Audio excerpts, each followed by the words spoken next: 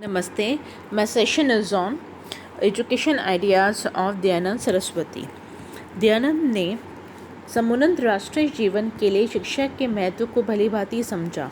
उनका मत था कि शिक्षा के समुचित प्रचार प्रसार के द्वारा ही सामाजिक और धार्मिक क्षेत्रों में विद्यमान अंधविश्वासों और रूढ़ियों को उन्मूलन करके एक जागरूक समाज और समुन्नत राष्ट्र का निर्माण किया जा सकता है। शिक्षा के प्रति दयानंद के दृष्टिकोण में विशिष्ट पक्षों को हम विभिन्न रूप में देखेंगे, जैसे कि पहला है शिक्षा का प्रयोजन।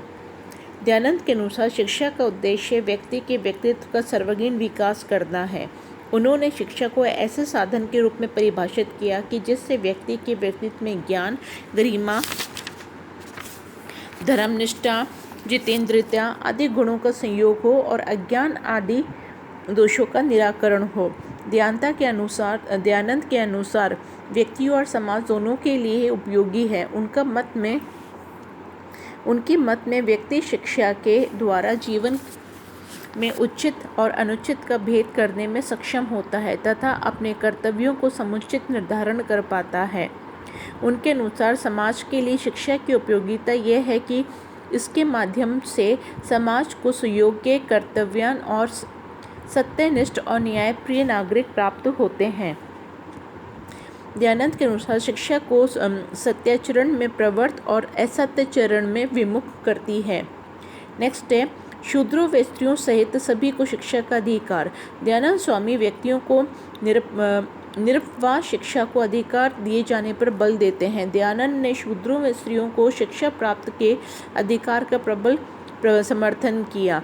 उन्होंने इस दृष्टिकोण को नितांत भ्रामक और अनुचित बताया कि शिक्षा कि स्त्रियों व शूद्रों को वेदों व ज्ञान की अन्य शाखाओं के पठन पाठन का अधिकार नहीं है। नेक्स्ट है शिक्षा की अनिवार्यता। दयानंद ने बालक बालिकाओं के लिए शिक्षा की अनिवार्यता का प्रतिपादन किया। उन्होंने मत व्यक्त किया कि राज्य को अनिवार्य शिक्षा की व्यवस्था करनी चाहिए तथा जो अभिभावक अपने बालक बालिकाओं को शिक्षा प्राप्ति के लिए शिक्षण संस्थाओं में न भेजें, उन्हें राजा द्वारा दंडित किया जाना चाहिए।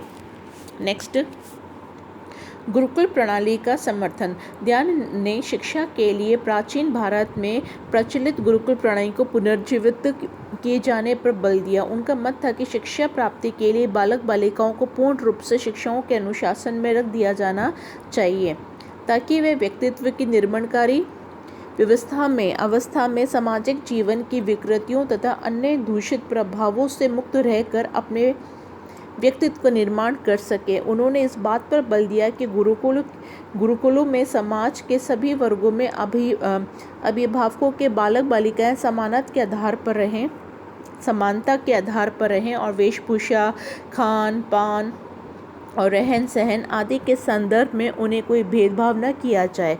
नेक्स्ट है कि सह शिक्षा का विरोध। दयानंद ने शिक्षा प्राप्ति अवसरों के संदर्भ में बालकों व बालिकाओं के मध्य भेदभाव नहीं किए जाने का प्रतिपादन किया, किंतु उन्होंने सह शिक्षा का समर्थन नहीं किया। उन्होंने स्पष्ट किया कि बालकों और बालिकाओं के लिए पृथक शिक्षण संस्थाएं होनी चाहिए। उन्होंने ये भी अपेक्षा की कि बालकों को पुरुषों शिक्षकों द्वारा और बालिकाओं को महिला शिक्षकों द्वारा ही की जानी चाहिए। नेक्स्ट है शिक्षा की सच्चरित्रता व सुयोग्यता पर बल। दयानंद का मत था कि शिक्षक अपने पवित्र आचरण के उदाहरण से ही अपने शिष्यों में वांछित नैतिक गुणों में विकसित कर सकता है। उनका स्पष्ट मत है कि ऐसे व्यक्तियों को ही शिक्षक नियुक्त किया जाना चाहिए जिनके आचरण में पवित्रता, शिष्यों में कल्याण के प्रति निष्ठा तथा अध्यापन के विषयों में पारंगत असंदिग्ध हो।